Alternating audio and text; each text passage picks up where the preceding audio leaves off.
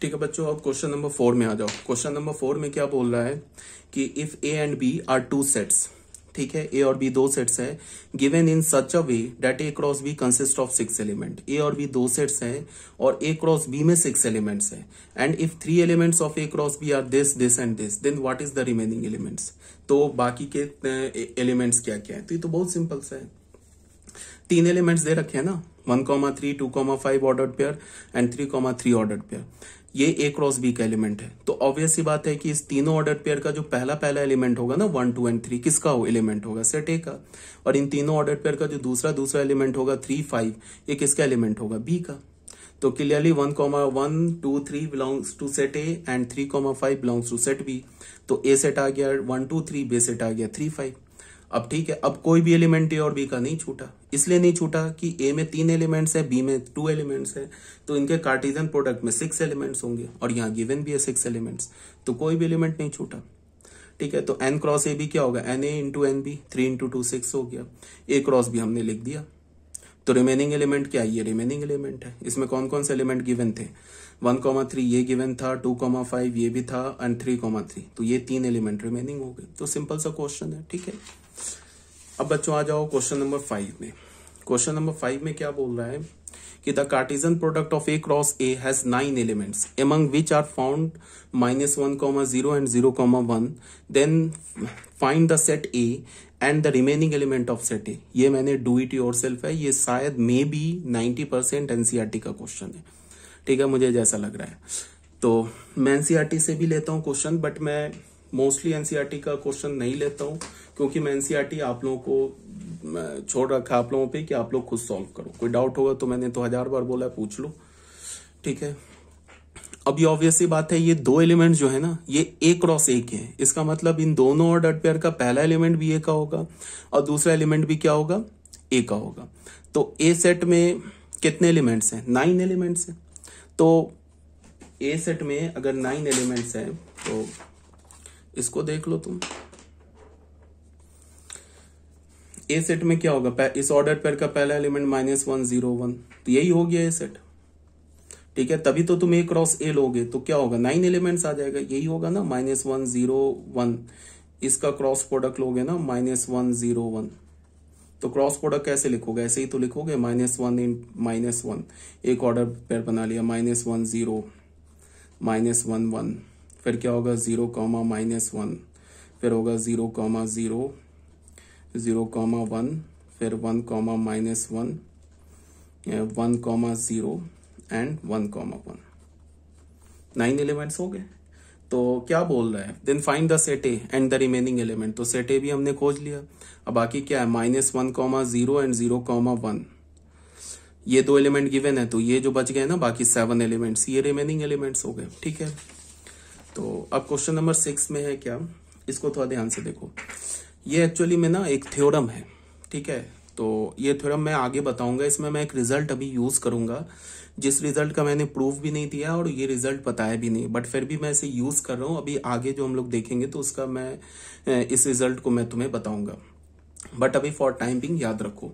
ये actually question number 6 एक theorem है। अगर याद रख सकते हो तो अच्छी बात है, नहीं याद रख सकते हो तो एज सच कोई प्रॉब्लम नहीं है।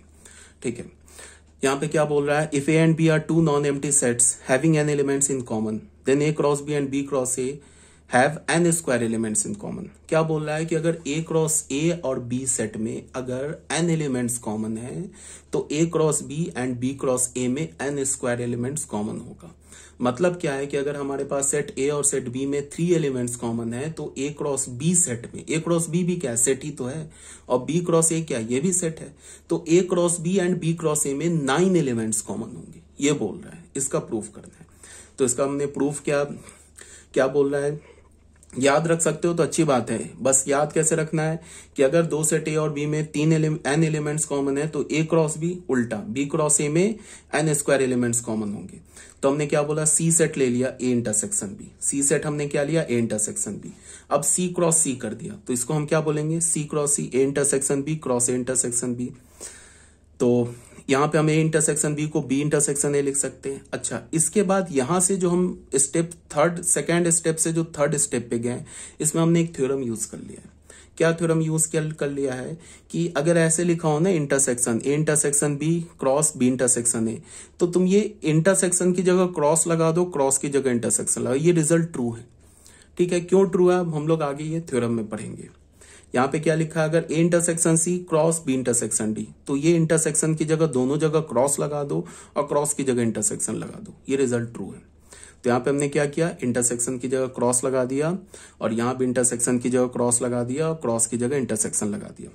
तो अब यहाँ देखो, since A intersection B has n elements, A intersection B में कितने एलिमेंट्स हैं, एन एलिमेंट्स है। इसको देखो, ए इंटरसेक्शन बी में कितने एलिमेंट्स हैं, ए और बी में non empty set having n elements in common, A और बी में एन एलिमेंट्स हैं। ठीक है, तो सिंस ए इंटरसेक्शन बी में कितने एलिमेंट्स हैं, ए और बी में है ना एन एलिमेंट्स, तो ए इंटरसेक्शन बी में एन एलिमेंट्स है, तो सी में कितने एलिमेंट्स हो जाएंगे, सी में एन एलिमेंट्स हो जाएंगे, बिकॉज सी को हमने इंटरसेक्शन बी बोला है ना, और क्वेश्चन में क्या गिवन है, ए इंटरसेक्शन बी में एन एलिमेंट्स कॉमन है, तो सी में भी एन एलिमेंट्स कॉमन हो जाएंगे। तो सी क्रॉस सी देखो, सी क्रॉस सी क्या है, सी क्रॉस सी में भी एन एलिमेंट्स, यहां देखो ए, यहां देखो hence C cross C has n square element, C cross C में कितने एलिमेंट्स हो जाएंगे, एन स्क्वायर एलिमेंट्स हो जाएंगे। ठीक है, और सी क्रॉस सी क्या लिखा है, देखो ए इंटरसेक्शन बी में कितने एलिमेंट्स है कॉमन, एन, तो सी क्रॉस सी में कितने एलिमेंट्स हो जाएंगे, n square element, n square element हो जाएंगे। और सी क्रॉस सी क्या लिखा है, ये तो यही लिखा है ना, A cross B intersection B cross A, तो इसका क्या मतलब है, ए क्रॉस बी और बी क्रॉस ए में एन स्क्वायर एलिमेंट्स हो जाएंगे, तो हो गया प्रूफ। यही तो बोल रहा है, ए क्रॉस बी और बी क्रॉस ए का जो कॉमन एलिमेंट होगा वो एन स्क्वायर होगा, हेंस प्रूफ। ठीक है, अब ये थ्योरम कहां से आ गया, ये थ्योरम अभी आगे बताया जाएगा। ठीक है, क्वेश्चन नंबर 7 में आ जाओ। क्वेश्चन नंबर 7 में क्या बोल रहा है, लेट ए सेट हमारा 1 3 4 है और बी सेट हमारा 2 3 है।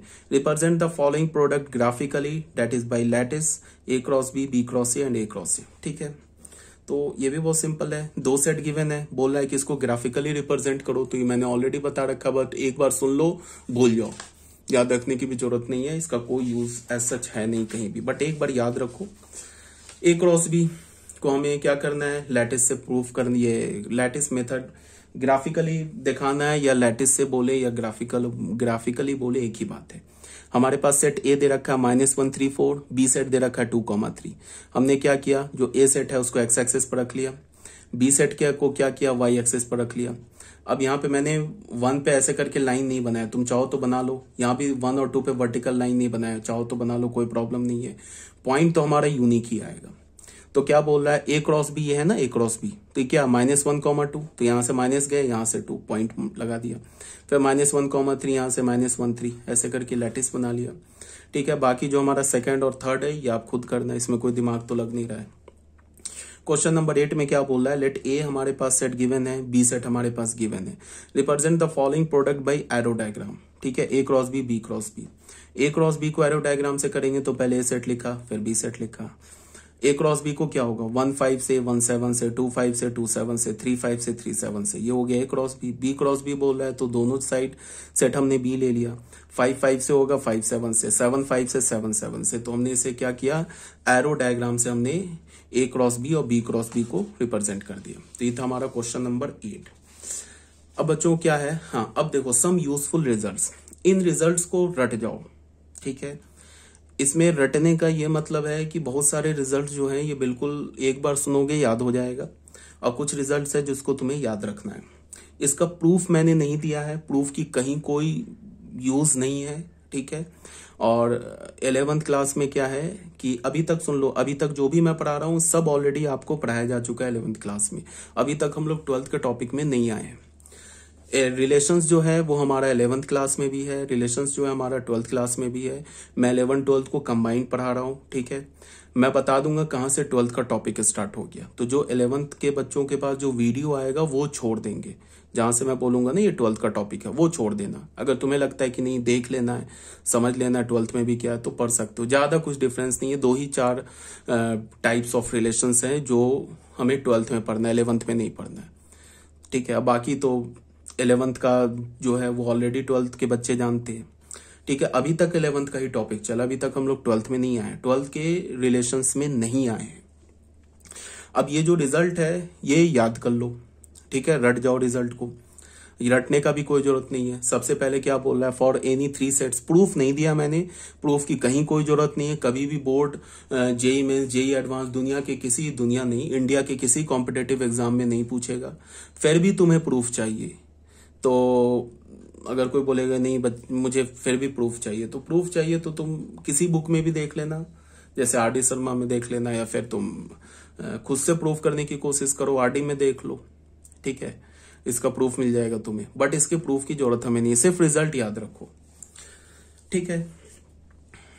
देखो प्रूफ डेट वाले जो क्वेश्चन होते हैं ना सिर्फ बोर्ड में आते हैं, और बोर्ड में बहुत गिने चुने प्रूफ डेट वाले क्वेश्चन आते हैं, जहां जहां पे आते हैं वो ऑलरेडी मैं बता चुका हूं, ठीक है। प्रूफ डेट वाले क्वेश्चन याद रखो, कभी भी जेई मेंस एडवांस में नहीं आता, कभी नहीं आता कि प्रूफ करो ये वो, सिर्फ उसमें क्या होना चाहिए याद, हमें रिजल्ट याद होना चाहिए। जैसे मैंने डिटर्मिनेंट के और मैट्रिसेस के कई सारे जो ट्रांसपोज हो गया, कंजुगेट हो गया, इसके प्रॉपर्टीज को प्रूफ किए, बट उसका प्रूफ कभी नहीं आता है। बट फिर भी हम वहां पे प्रूफ क्यों करते हैं, क्योंकि वहां से हमारा जो लॉजिक है ना वो ज्यादा क्लियर होता है।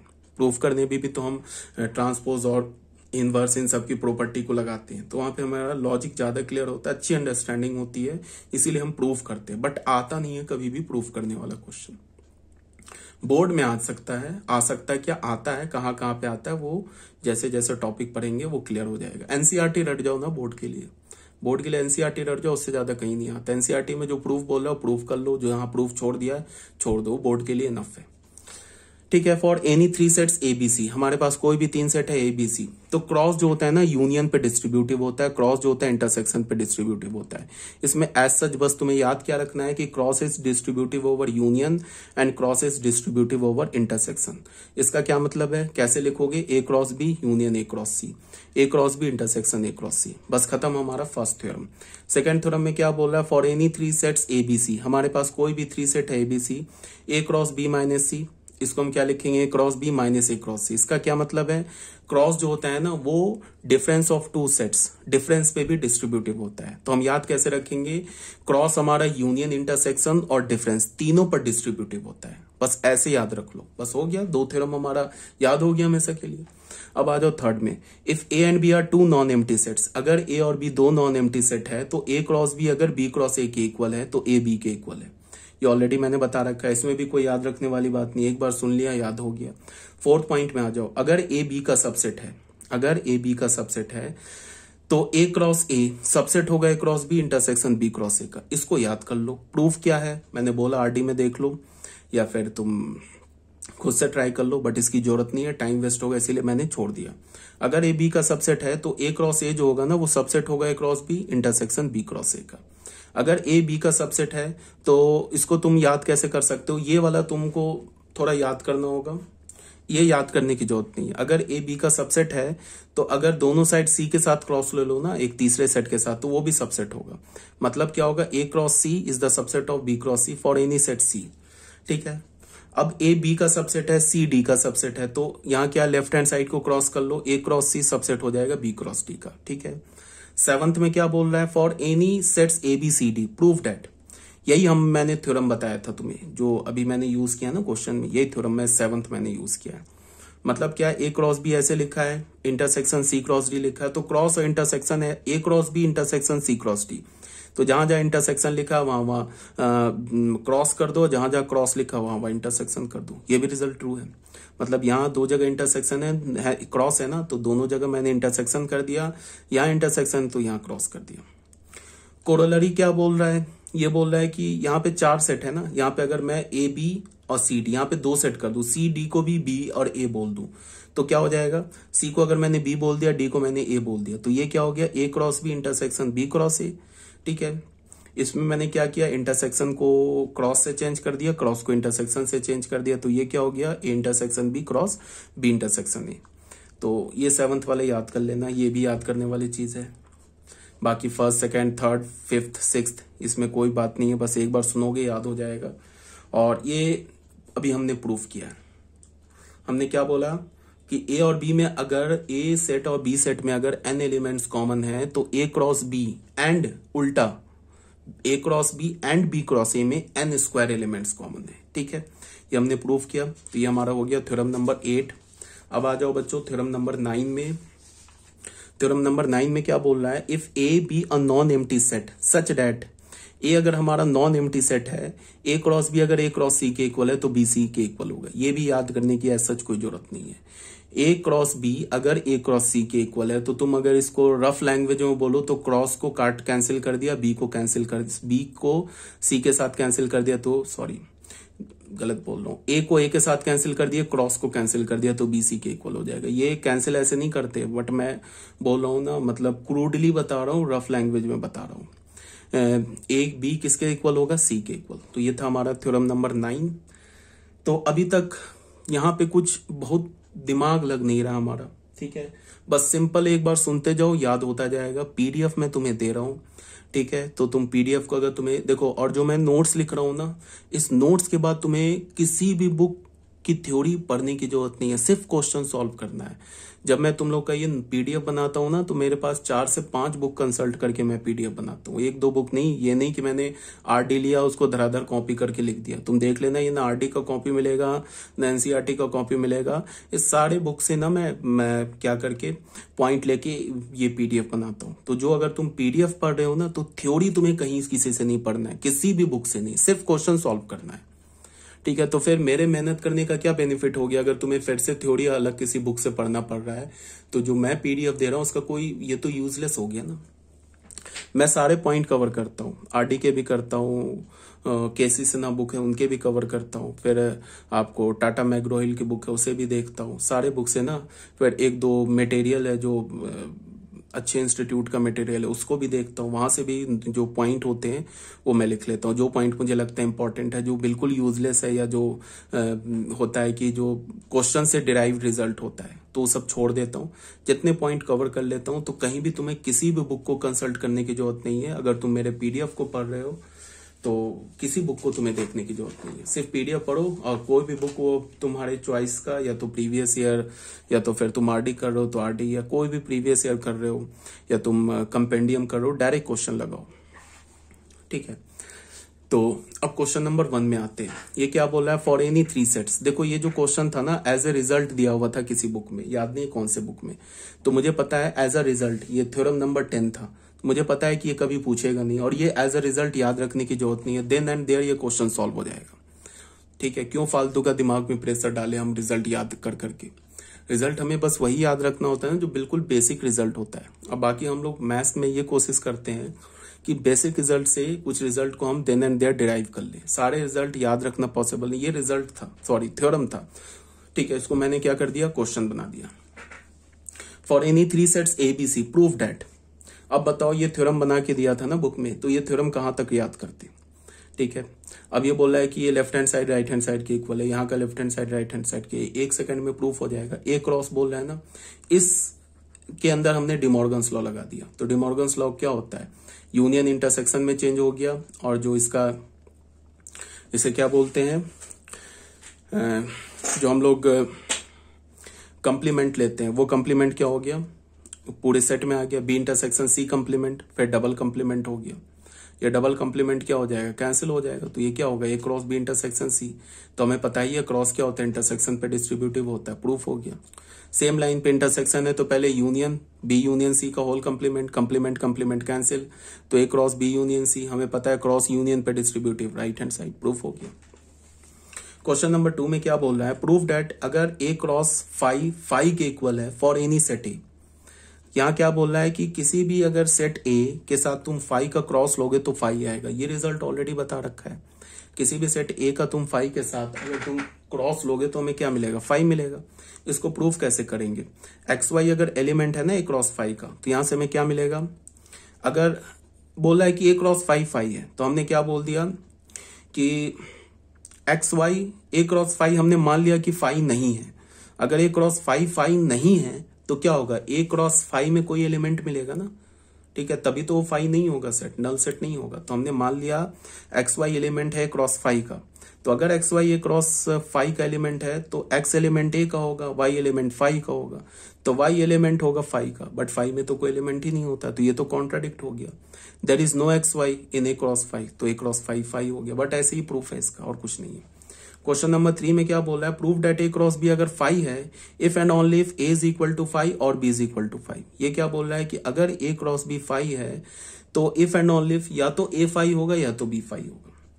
इसको हम ऐसे बोल सकते हैं एटलीस्ट ए और B is a null set, कम से कम ए और बी में से एक तो नल सेट होगा या दोनों नल सेट हो जाए तो भी ए क्रॉस बी 5 हो जाएगा। इसको हमने प्रूफ कैसे किया, इसको हमने मान लिया कि लेट ए क्रॉस बी 5 है। हमने क्या करेंगे, एक बार इसे अज्यूम करेंगे क्रॉस बी को 5 मान लेंगे, फिर ये राइट हैंड साइड प्रूफ कर देंगे। एक बार हम ए को 5 और बी को 5 प्रूफ अज्यूम कर लेंगे, फिर ये लेफ्ट हैंड साइड प्रूफ कर देंगे, तो ये हमारा थ्योरम प्रूफ हो जाएगा। तो हमने पहले क्या किया, ए क्रॉस बी को 5 मान लिया, then it is to prove that A is equal to 5 और बी इज इक्वल टू 5। ठीक है, तो हमने क्या बोला, suppose if possible neither A is equal to 5 not B is equal to 5। हमने अज्यूम कर लिया, ये कॉन्ट्राडिक्शन से प्रूव कर रहे हैं, हमने अज्यूम कर लिया ए भी 5 नहीं है, बी भी 5 नहीं है। ठीक है, then there are elements x belongs to a and y belongs to b so that xy belongs to a cross b।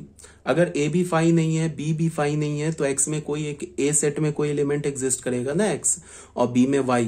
तो अगर a का एलिमेंट x है और b सेट का एलिमेंट y है, तो जो xy ऑर्डर पेयर होगा वो a क्रॉस b का होगा। तो अगर xy a क्रॉस b का है और a क्रॉस b किसके इक्वल है, 5 के इक्वल है, तो xy किसका एलिमेंट हो जाएगा, 5 का। तो ये तो कॉन्ट्राडिक्ट हो गया, this is a contradiction, hence our supposition is wrong.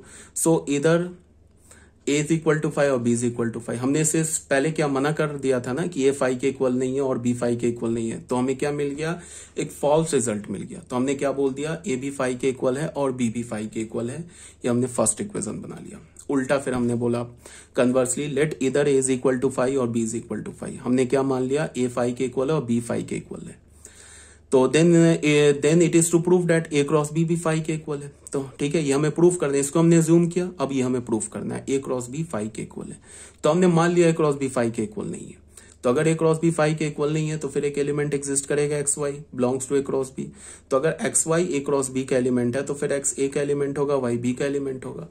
ठीक है, बट ए तो 5 है, तो एक्स ए का एलिमेंट हो नहीं सकता, वाई बी का एलिमेंट हो नहीं सकता, बिकॉज ए क्या है, ए को हमने क्या मान लिया है, एक्स क्या हमारा ए का एलिमेंट हो गया, तो ए क्या हो गया, अगर एक्स ए का एलिमेंट हो गया तो ए तो नॉट नल सेट हो गया, बी भी हमारा नॉट नल सेट हो गया। बट क्वेश्चन में क्या किया, हमने अज्यूम क्या किया है, ए भी 5 है, बी भी 5 है, तो this is a contradictory to our assumption, A cross B is not 5। ठीक है, ए क्रॉस बी को हमने 5 अज्यूम किया, कर लिया ना, तो कॉन्ट्राडिक्ट हो गया, इसका मतलब ए क्रॉस बी 5 नहीं है, is impossible, sorry A cross B is not equal to 5 is impossible. तो फिर क्या हो गया, ए क्रॉस बी 5 हो गया। तो हमें यहां से क्या हमने प्रूफ कर दिया कि अगर ए 5 है, ए इज इक्वल टू 5 और B is equal to 5, imply क्या कर रहा है, A cross B is equal to 5। ये हमारा थ्योरम नंबर 2 हो गया। तो फ्रॉम 1 and 2 ये थ्योरम प्रूफ हो गया। ठीक है, ये ऑलरेडी मैंने लिख रखा है, इसमें कोई डाउट होगा तो आप पूछ सकते हैं। बच्चों ये हमारा जो था ना, क्या बोलता हूँ, ऑर्डर्ड पेयर हो गया, फिर क्रॉस प्रोडक्ट हो गया, फिर क्रॉस प्रोडक्ट का प्रॉपर्टी हो गया, ये इस रिलेशन स्टार्ट करने से पहले ये इंपॉर्टेंट था। अब हम लोग फाइनली रिलेशंस पे आते हैं।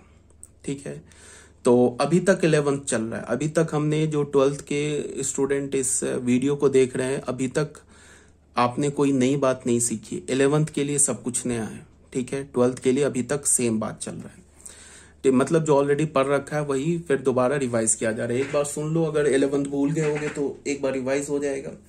रिलेशंस में क्या है कि हमने एक सेट ए बोला, एक सेट ए में क्या बोला, दशरथ, राम, लक्ष्मण, शत्रुघ्न, भरत। एक सेट ए ले लिया, बी सेट में हमने ले लिया कौशल्या, कैकई, सुमित्रा, सीता, उर्मिला, श्रुतकृति, मांडवी। बस समझाने के लिए बोल रहे हैं, एक बार सुन लो। एक हमने कैपिटल आर लिया, इस कैपिटल आर ये हमारा रियल नंबर वाला सेट नहीं है। अब यहाँ पे कैपिटल आर किसे रिप्रेजेंट कर रहा है, रिलेशन को। तो फिर हमें पता कैसे चलेगा कि कैपिटल आर कब रियल नंबर के सेट को रिप्रेजेंट करता है, कब रिलेशन को। तो ये क्वेश्चन से क्लियर होगा, कंटेक्स्ट से क्लियर होगा। तुम्हें समझना होगा कि जब हमने कैपिटल आर लिखा तो ये रिलेशन है, जब कैपिटल आर लिखा तो ये set of all real number से। तो एक सेट हमने लिया, दशरथ, राम, लक्ष्मण, शत्रुघ्न, भरत, कौशल्या, कैकेयी, सुमित्रा, सीता, उर्मिला, श्रुतकृति एंड मांडवी। एक रिलेशन आर लिखा, was husband of. Relation actual में होता क्या है, अगर तुम इसको वेग लैंग्वेज में बोलो, ठीक है, क्रूड लैंग्वेज में बोलो, तो उसको तुम ऐसे बोलोगे कि अगर मैंने एक रिलेशन लिया ना सेट ए से सेट बी में, मैथमेटिकली अभी नहीं डिफाइन कर रहा हूं, अगर हमने अगर हमने एक रिलेशन लिया सेट ए से सेट बी में, तो क्या होगा कि सेट ए का एलिमेंट सेट बी के एलिमेंट से रिलेटेड होगा। अगर हमने रिलेशन लिया सेट बी से सेट ए में, तो फिर सेट बी का एलिमेंट सेट ए के एलिमेंट से रिलेटेड होगा अंडर सर्टन रूल, किसी रूल से। अब यहां पे मैंने क्या लिखा, रिलेशन लिखा ना, वाज हस्बैंड ऑफ, ये रूल लिखा, रूल। इस रूल से सेट ए का एलिमेंट सेट बी के एलिमेंट से मैं एसोसिएट करूंगा। तो हमें पता है कि दशरथ जो थे उनकी 3 वाइफ्स थी, एक कौशल्या, एक सुमित्रा और एक कैकेयी। तो दशरथ किससे एसोसिएट होंगे, कैकेयी, ये कौशल्या से। तो हमने क्या लिखा, दशरथ और कौशल्या। यहां पे हमने क्या कर लिया, एक ऑर्डर्ड पेयर बना लिया। इस ऑर्डर्ड पेयर का क्या मतलब है कि जो दशरथ है ना, वो एसोसिएटेड है कौशल्या से under the relation was husband of. इस रिलेशन से दशरथ किससे रिलेटेड है, कौशल्या से। फिर एक दशरथ किससे रिलेटेड है, कैकेयी से। फिर हमने एक ऑर्डर्ड पेयर बना लिया। इस ऑर्डर्ड पेयर का क्या मतलब है, Dasharath is again related to Kaikeyi under the relation was husband of. फिर अगेन दशरथ, सुमित्रा। लक्ष्मण किससे रिलेटेड है, उर्मिला से।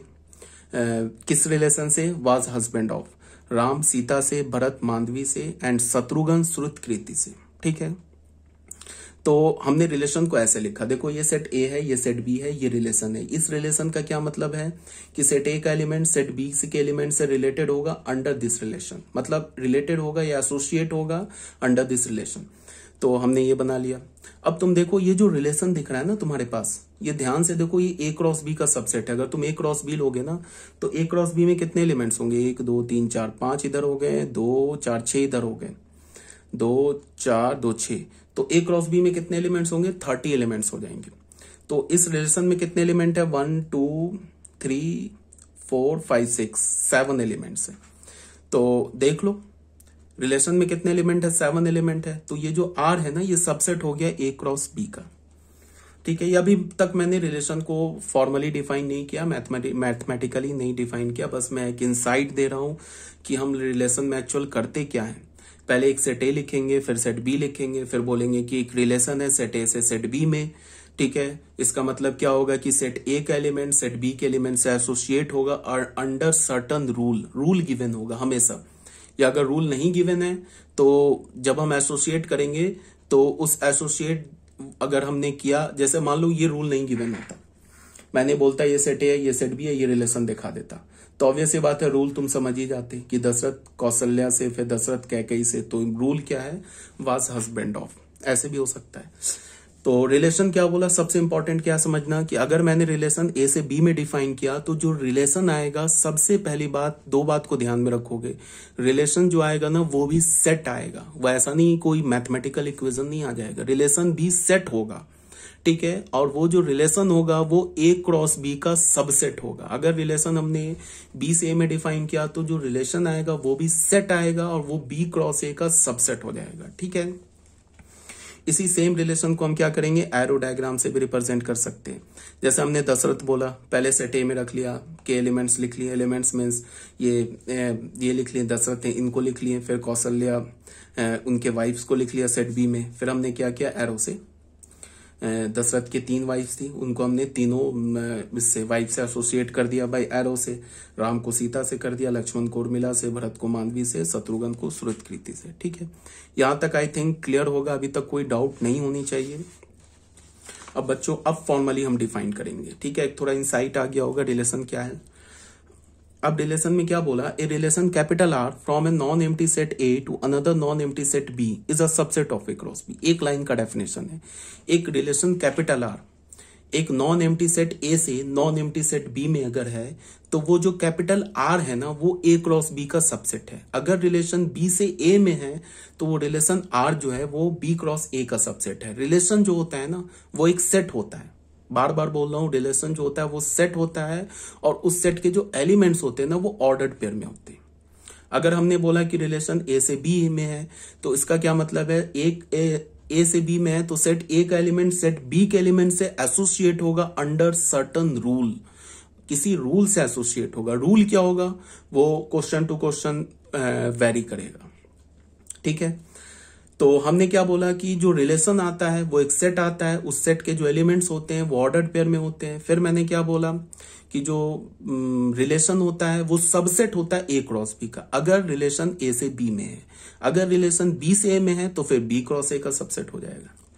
तो इक्विवेलेंटली क्या बोला, any subset of A cross B is the relation from A to B. ठीक है, तो यहां क्या बोला जा रहा है कि अगर हमने रिलेशन ए से बी में बोला तो ए और बी के बीच में जितने भी सबसेट बन सकते, सॉरी, ए क्रॉस बी के जितने भी सबसेट्स होंगे वो सारे सबसेट से एक रिलेशन होंगे। ठीक है, इसको हम आगे प्रूव करेंगे number of relation from set A to set B में। ए और बी में कितने हम रिलेशंस डिफाइन कर सकते हैं, नंबर ऑफ रिलेशंस कितने डिफाइन कर सकते हैं, ये अभी भी तुम्हें समझ में आ जाएगा कि बिल्कुल ऑब्वियस सी बात है। मैंने क्या बोला कि ए से बी के बीच में रिलेशन है, तो क्या है वो रिलेशन, ए क्रॉस बी का सबसेट है। अब ए क्रॉस बी के जितने भी सबसेट्स होंगे ना, हर एक सबसेट एक रिलेशन होगा। ठीक है, तो इसको अभी हम आगे करेंगे और एक्सप्लेन करेंगे अभी। तो बट अभी देख ये क्या बोल रहा है, any subset of A cross B, A cross B का कोई भी subset is a relation from A to B. Thus R is a relation from A to B, अगर आर एक रिलेशन है ए टू बी का तो R if and only if R is the subset of A cross B. R क्या होगा, A cross B का subset है।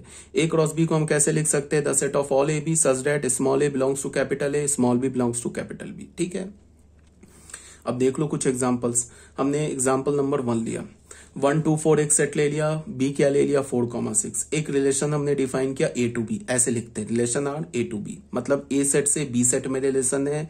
मतलब क्या है, ए सेट का एलिमेंट बी सेट के एलिमेंट से एसोसिएट होगा। रिलेशन क्या डिफाइन किया, इज लेस देन, ये रिलेशन है, इस रिलेशन से सेट ए का एलिमेंट सेट बी के एलिमेंट से एसोसिएट होगा। तो 1 तो 4 से छोटा है, तो 1,4 एलिमेंट आ गया, ये एक एलिमेंट आ गया रिलेशन का। फिर 1 तो 6 से भी लेस है, तो 1,6 दूसरा एलिमेंट आ गया। फिर 2 4 से लेस है तो 2,4 आ गया। फिर 2 किससे 6 से लेस है तो 2,6 भी आ गया। 4 4 से लेस नहीं है तो 4,4 रिलेशन का एलिमेंट नहीं आया। फिर 4,6 भी रिलेशन का एलिमेंट आ गया, बिकॉज 4 इज लेस देन 6। तो ये रिलेशन आ गया, देख रहे हो रिलेशन क्या आया हमारे पास, इसमें कितने एलिमेंट्स है, 1 2 3 4 5, ये सारे एलिमेंट ऑर्डर पेयर में है। और ये जो रिलेशन है ना, अगर तुम ध्यान से देखो, ए क्रॉस बी का तुम अगर कार्टेशियन प्रोडक्ट लोगे ना, तो ये जो रिलेशन है ना, ये ए क्रॉस बी का सबसेट है। ठीक है, अभी तक क्लियर होगा। ठीक है, इसमें कोई प्रॉब्लम नहीं है। अब ए सेट ले लिया, बी सेट ले लिया, एक हमने रैंडम रिलेशन लिख दिया। ठीक है, रूल नहीं बताया, बस ऐसे ही रिलेशन लिख दिया। 1 को ए से कर दिया, 1 को सी से कर दिया, तो ये भी एक रिलेशन है। इस रिलेशन से क्या है हमारे पास कि ए जो है फर्स्ट एलिमेंट सेट का जो 1 है वो सेट बी के ए से रिलेटेड है, फिर 1 जो है वो सी से रिलेटेड है, बाकी कोई किसी से रिलेटेड नहीं है। तो ये रिलेशन हो गया। इसका क्या रूल है, रूल को हटा दिया, बस ऐसे ही दो एलिमेंट को एसोसिएट कर दिया, 1 को ए से 1 को सी से। तो ये भी रिलेशन है, ये भी सबसेट है क्रॉस बी का। ठीक है, R is a relation from A to B, R क्या हमारे पास एक रिलेशन है from set A to set B.